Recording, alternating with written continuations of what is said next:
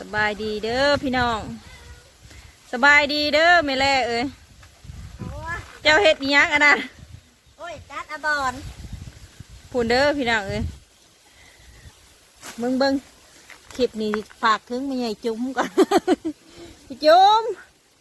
ฝากถึงพี่จุ๋มทาง101นะพี่น้องเนาะนี่เด้อบอลเด้อพี่จุ๋มเด้อว้าเถอะบอลบ้านข่อยมันเกี่ยงดีเลยพี่จุ๋มเอ้ยลื่นๆดี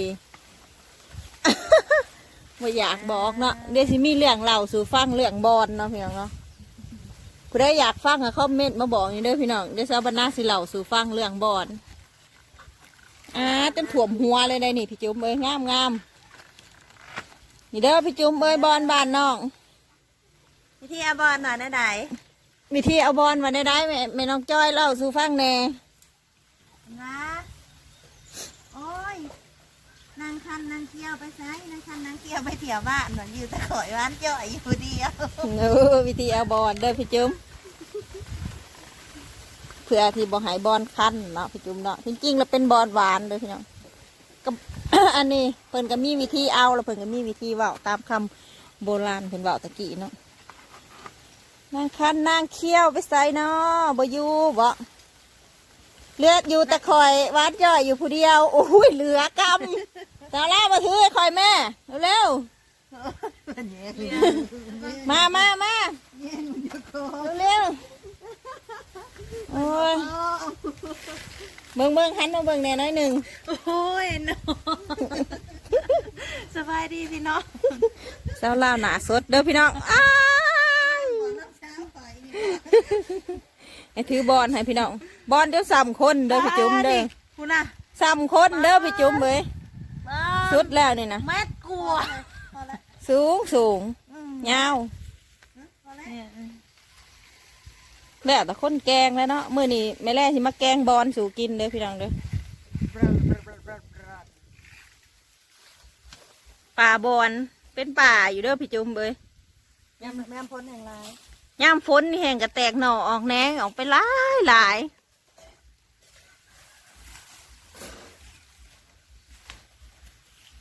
พ่อหรือไม่เอ่ยพ่อเลี้ยวหลายเต็มหมอเลยได้นี่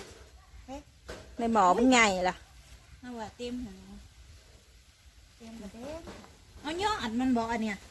เดี๋ยวเห็ดเบิ่งดีนะย่ออัดมันไหนไอ้หนาคงตัดขู่เบิ่งไว้แล้วตัดกันคุณอาจจะถ่วงหัวฮะนางคันนางเขี้ยวบ่อยู่ตะข่อยหวานจ่อยอยู่ผู้เดียวเป็นว่าคำเพิ่นเอาบอลเด้อพี่น้องแม่น้องจอยแม่นางคันนางเขี้ยวไปเที่ยวบ้านโอ้นางคันนางเขี้ยวไปเที่ยวบ้านนางคันอยู่ตะข่อยหวานจ่อยอยู่ผู้เดียวมาเธอพี่น้องเบิ่งไปแล้วหุ่นหลายความสูงนะพี่น้องจนถ่วงหัวพี่น้องตามแม่น้องจอยไปมื้อนี้แม่น้องจอยสิแกงบอลสู่กินอ่อมบอล มาเด้อพี่จุ๋มเบ้ยกินอ่อมบอลเด้อพี่จุ๋มเด้อพี่น้องเอ้ย ลองเอาไปให้งัวกินเพิ่นว่าแล้วมันสิกินบ่กิน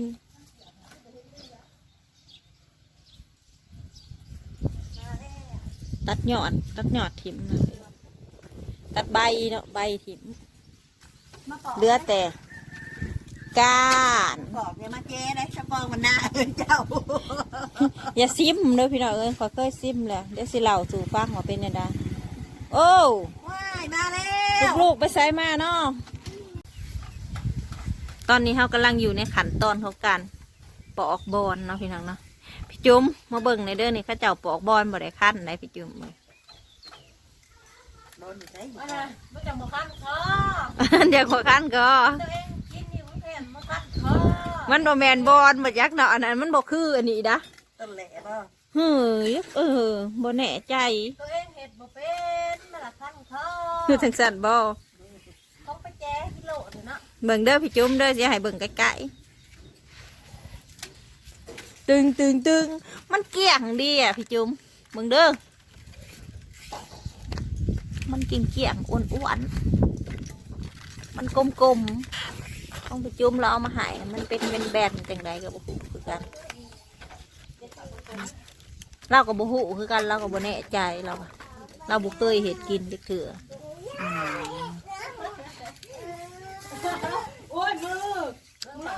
บอกแล้วแหละอันนี้นะเป็นอันนี้ที่เฮาเรื่องนี้ที่เฮาบอกแล้วอันนี้พี่น้องอันนี้อยู่ในขั้นตอนของการปอกอยู่พี่น้องรอเบิ่งว่าแม่แล่เราสิแกงเป็นสูตรใดเนาะพี่น้องรอติดตามรับชมเด้อตอนนี้อยู่ในขั้นตอนเห็นอีหยังก็ขัวบะแม่แล่นะพี่น้องแกงบอนสูตรนี้เจ้าได้แต่ใดมาจากแม่ใหญ่ไหนครับแม่ใหญ่บ้านไหนแม่บ้านขั้นสูงแม่บ้านขั้นสูงแล้วให้ขัวก่อนบอลนะน้ำน้อยๆเรื่องแสบเราอะเอามากรอกใส่เราเอาดินไข่ลงขัวแทนในน้ำก็มีน้ำหัวสิงไข่พี่น้องมีหัวสิงไข่แล้วก็มีมะกอกมะกอกกำลังสิลงคนที่เอาบอลแกงบอลใส่มะกอกเลยพี่น้องนี่บางคนเขาจะเอาใส่มะขามใส่มะกอกมันสีละแหล่ดอกพี่น้องแต่มันแสบได้สูตรของแม่น้องจอยเด้อพี่น้องก็ได้มาจากขั้นสูงเลยพี่น้องทางฝั่งพูนแหละได้มาจากอันเราบอกคันนี้แกงบอลเลยแกงบอลใส่มะกอกเด้อพี่น้องละฮะน้ำก็ใส่ได้มะกอกบางคนก็ใส่มะขามบางคนก็ใส่มะกอกพี่น้องละฮะน้ำกับแกงใส่ในการมะกอกพี่น้องละฮะน้ำว่าแซ่บเลยใส่มะกอกลงไปพี่น้องแล้วก็ขัวบอลกัน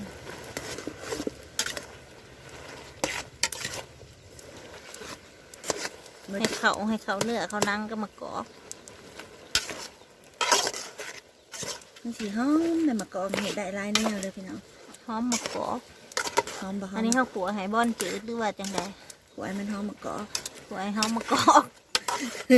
ให้มันสุกน้ำกันเลยนะบอลค่ะให้มันสุกพี่น้องบอลกับสุกไปพร้อมกันเลยน้ำมันท่านเบิร์ดเตอพี่น้องเขาตัดมาเมื่อนี้หลายต้นเขาสิแกงหมอบักใหญ่สูกินหายหิวไปเลยเอาให้หายหิวเห็ดเว้นนะพี่น้องเลยเมื่อนี้ปีละหนมากินแกงบอลน้ำแม่น้องจอยต้องโปรดอันนี้นะต้องโปรดเป็นฟองซาบานาได้พี่น้องแกงบอลสิบอกใครเลยขัวไปขัวมาบอลก็สิหยบลงมันนี่เนาะก็สิซุปไปน้ำมันก็สิแซ่พี่น้องนะฮะน้ำละเอามากรอกหน้ามาใส่อันไม่ใหญ่บ้างซุ้งบอกนะเผื่อขัวใส่มะขามพี่น้องวันละ5 บาทใส่มะกอกเอามากรอกมาใส่แซ่บโดยเอามากรอกมาขัวใส่ไปอันนั้นเด้ไปรับจ้างตัดอ้อยน้ำกันแต่10 ปีขึ้นหลัง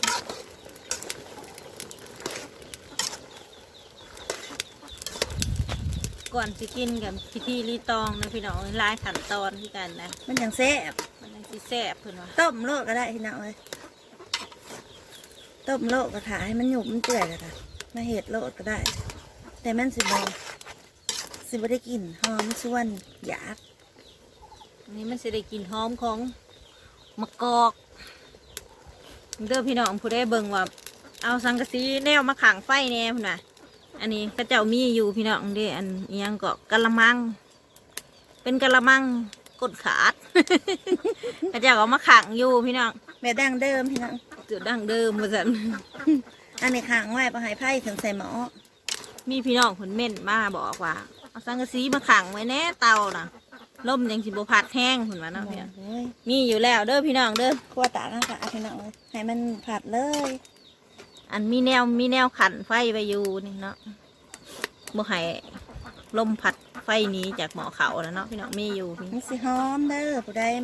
มากินแกงบอลก็เม็ดเข้ามาเด้อมีวิซีในอะไรอีกสูตรยังอีก มีสูตรอิหยังผู้ใดเคยแกงบอนกะเม่นมาบอกแม่น้องจอยอีกในเด้อพี่น้องเด้อ แม่ก็คือบางที่ก็สิเห็ดอยู่กันบนกระบะกระแรงคันเป็นตะยานก็สิบ่ใส่เด้อกันว่าใส่เอียนนะอย่าบอกกันอย่า อันนี้เป็นสูตรของแม่น้องจอยเด้อพี่น้องใส่มะกอกเนาะหลายๆคนก็ใส่มะขามก็ได้พี่น้องแต่แม่น้องจอยเลยสิขัวก่อนแล้วขัวให้บอนสุกให้เข้าเนื้อเข้าหนังกับ โยมโยกลง มะกอก เนื้อต้มก็ได้ต้มแล้วก็ไปนอนหลินเชยก็ได้ ต้มแล้วไปนอนเหรียญเซยก็ได้พี่น้องมานั่งขัวแนวนี้ก็ได้พี่น้อง นอนหลินเชยหอดเวลามันเปื่อยจังมาแกงก็ได้ อันนี้นะสูตรของเพิ่นให้มันหอมเพิ่นว่าพี่น้องเพิ่มความหอม มันก็จะได้กลินหอมมากกว่าหอมอยู่บ่เจ้า กินหอมมะกอกพี่น้อง กระปองมันหน้าหอมบ่ ซอบอกมันด้านตั้นดังขางหนึ่ง แต่เรื่องได้กลินอยู่ ได้กินอยู่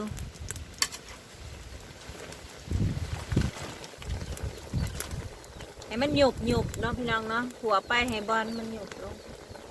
หยุบแล้วก็แกงเลย หยุบแล้วก็แกงเลยว่าซั่นอันนี้สูตรของแม่น้องจอยเด้อพี่น้องเด้อ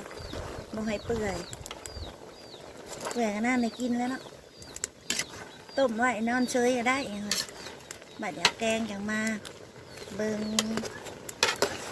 มันก็สิบ่หอมมากอกเด้อต้มใส่ก็ได้แล้วมากอกแต่มันบ่หอมกันบ่ขัว ขัวเอามันยังหอมไม่ได้ว่าคันว่าต้มใส่ก็ต้มใส่ได้อยู่ตัวสิบ่หอมในเป็นสูตรของแม่น้องจอยเนาะพี่น้องผู้ได้อันมีวิธีต้มวิธีแกงวิธีอันนี้จังได้กับเม่นมาบอกนี่เด้อพี่น้องทำผู้ได้ที่บ่เคยเห็ดกับเบิ่งสูตรแม่น้องจอยก็ได้พี่น้อง อย่าเห็ดคือน้องสาวผู้ขาเด้อ จะไปซิมก่อนนะวันนี้ แกบอลออกมาเลยชิมมาได้ได้ลิ้นโฮดได้ซึ่งเป็นบอลหวานกับโฮดได้ เดี๋ยวสิเล่าให้ฟังเด้อพี่น้องอุ๊บไว้ก่อน เพราะว่าเป็น ผู้ได้อยากฟังกับเม่นมาบอกเด้อพี่น้องเดี๋ยวเช้าวันหน้าสิเล่าให้ฟัง สื่อว่าบอลเห็นเนาะมันแน่นอนอยู่แล้วของลิดเดทของบอลเนาะมันต้องมีแหละ กระจันเลยสิสื่อบอลคนมาเอาลายคนตาปากบอลอีกแล้วแค่ไหนมาแต่ใจว่าไปถูทีบ เอาลงไปอีกพี่น้องบอลหยุบแล้วก็เอาลงไปอีกเนาะดื่มหวานตัดเต็มหม้อ มีข้างหมดเลย หยุบลงหยุบลงเนาะ หมดแล้วมาแล้ว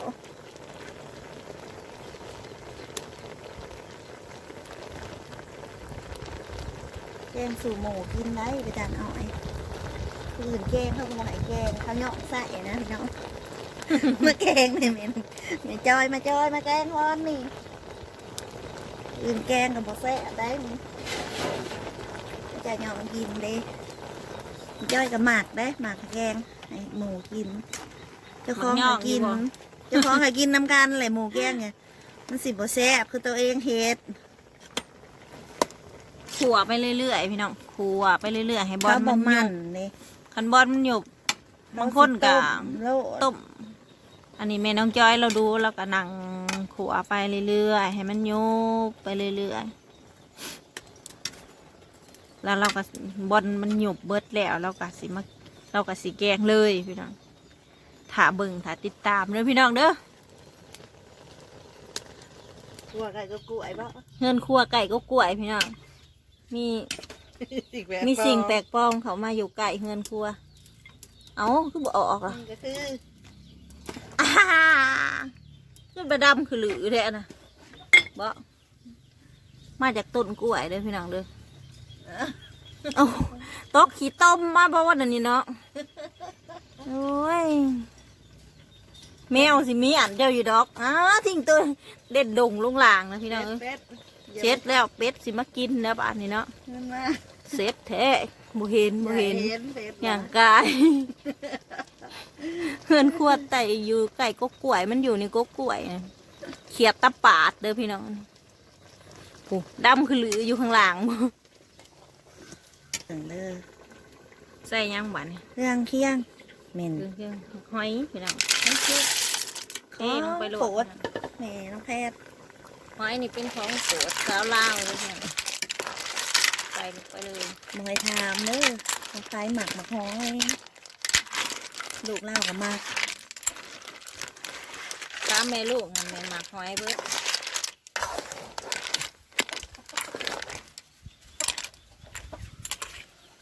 มันสิเป็นแบบนี้เอาพี่น้องข้าวขัวเอาถ้าต้มมันตอนมันจะหายเดี๋ยวมันสิคล้วยกินตอนมันได้หอมมะกอกห่อยๆพี่น้องเลยท่านไพ่บ่เสือไปเห็ดเล่ามึงเด้อ ต้มขัวใส่มะกอกพี่น้องมันแก่สิกลมกล่อมกว่ามะขามเนาะลองเบิ่งพี่น้องผู้ใดบ่เคยใส่มะกอกเนาะลองเอาไปเห็ดเบิ่งหอมมะกอกตอนนี้นะเขากำลังเข้าสู่ขั้นตอนการปรุงเลยพี่น้อง ขาดมาได้อีกแล้วบ่คือปลาเด็ก เข้าสู่ขั้นตอนการปรุงแล้วพี่น้องใส่ปลาแดกลงไป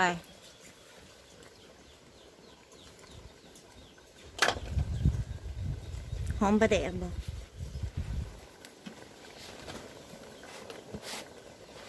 จ้าปอ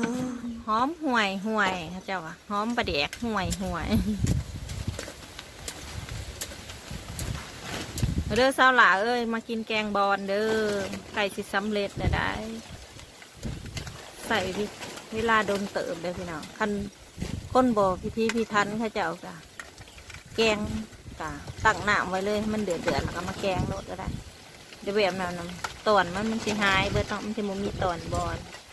ทำปลาได้ขัวมันได้ ไม่ได้ขัวเนาะอันนี้ขัวเอา มันกี่ซุก มันแกกินตอนบอลได้พี่น้อง มันกี่ซุกไปพร้อมกันข้าวขัวนี่มันเหี่ยวออกโต มาซิมเด้อพี่น้องเอ้ยตอนนี้ขั้นตอนใส่ข้าวเบื่อพี่น้องแกงข้าวเบื่อใส่ข้าว เตรี เบื่ ยมไว้ อ นะพี่น้องตามโลดตามไว้ข้าวเบื่อนี่ใครพิศนาบ่ได้เองจะพาสื่อ เป็นยังคือหอมข้าวเบื่อ นี่จะห่องข้าวเบื่อ มะหูเบื่อมัน ข้าวเบื่อกับข้าวเบื่อกับมะเมียนข้าวเบื่อผัดว่าใส่ได้ครับแกงถูกสแกงนี่เราอยากใส่เนาะ พี่น้องเอ้ยอ้วนลูกอาอยู่มาเด้อพี่น้องเอ้ยไก่สีเซ็ตสิ้นเลยเด้อมาเด้อมากินแกงบอลเด้อ ขุนไว้ลวกแล้วพี่น้องบัดนทั้งข้าวเบื่อลงเลยคนจนหมอกวดบ่ได้ได้เนาะบ่ได้กินได้ ตายตอนจบบ่หมอความมาได้เด้อแกงบ่อยแกงบ่อย หยาดหมูหยาดเปล่า อย่าไม่ แกง แม่ บอ ว่า ล ได้อยู่สองคนอย่าเอื่อยว่าเอาก่อนเนาะ แกงบอลใส่หัวหอยพอดีแกงบ่อยเหนือโอ้ แก ย งบอลใส่หอย ขออภัยเด้อพี่น้อง อยากหัวเจะของป้าพี่น้องเอ้ยอ้วรั่วเอเรียโอ้ย อย่างขุดมาให้เราพี่น้อง ใส่ข้าวเบื่อลงไปแล้วพี่น้องแซ่บ ผู้ได้เคยกิน แท้ สิอยากอยู่พี่น้องท่านผมบ่เคยกินบ่อยากเด้อ ตอนนี้ขั้นตอนสุดท้ายของเราสุดท้ายหรือยังนี่ ใครเคยกินสปอมานาจะว่าเด้อจะว่าให้ป้ายังก็ พี่จุ้มพี่จุ้มพี่จุ้มไทยลอยเอ็ดไทยพนมไพรเด้อ ข่อยใส่แป้งนัวลงไปแล้ว ใส่เป็งนัวลงไปเพิ่มความแซ่บความอร่อยเด้อพี่จุ้มเอ้ยมาเด้อมาเด้อแกงบอลแล้วเลยเด้อพี่จุ้มมากินเด้อพี่จุ้มแล้วก็ได้กินอยู่แล้วเห็ดบ่เป็นแล้ววะข่อยก็เห็ดบ่เป็นแล้วข่อยก็ไม่มากินเอื่อยข่อยแกงอยู่บ้าน